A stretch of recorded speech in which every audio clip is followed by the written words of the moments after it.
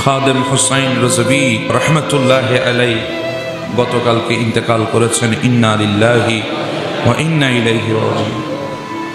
তিনি এত বড় রসুল পাকের মর্দে মুজাহিদ ছিলেন, এত বড় রসুল পাকের আশিক ছিলেন, যাকে নিয়ে বিধর্মী দেশের চ্যানেলের মধ্যে পর্যন্ত আলোচনা হতো, যার জবান থেকে একটা শব্দ বাহির হলে গোটা বিশ্বের সুন্নি মুসলমান রাজপথে নেমে সেটা বাস্তবায়ন করতেন।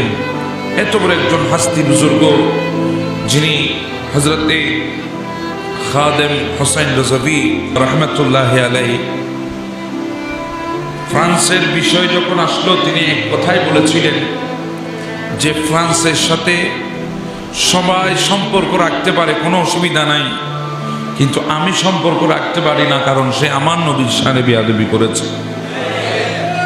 ফ্রান্সের সাথে সমস্ত পরাশক্তি যদি একসাথে হয়, আমি পরোয়া করি না, কারণ আমি রসুল পাকের গোলাম।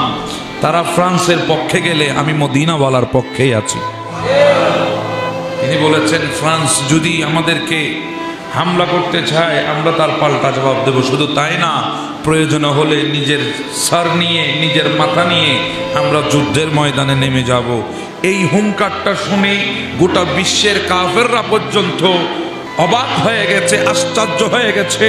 এতগুলো মানুষ তিনি পাকিস্তানের জমিনে এই ফ্রান্সের বিরুদ্ধে পতাকা হাতে নিয়ে নেমেছিল। ফ্রান্সের সেই দূতাবাস পাকিস্তান থেকে রাতারাতি উধাও হয়ে গেছে। এত